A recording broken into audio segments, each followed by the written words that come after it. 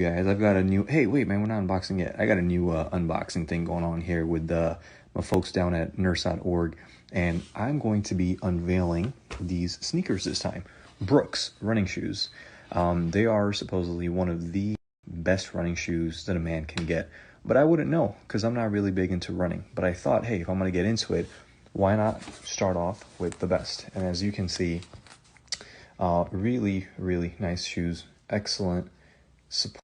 And the cool thing about them is that we run on science. So they've got a whole bunch of features here that are supposed to improve your running and to help your knees and hips and feet. So I'm really excited to try these out for a long period of time, especially on runs and especially when I return back to the unit, because honestly, standing for long periods of time can really, really start to affect those joints of yours.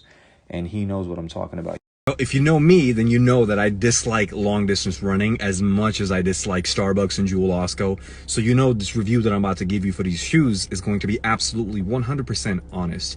Nurse.org is going to do an article and a feature on this, so wait for it.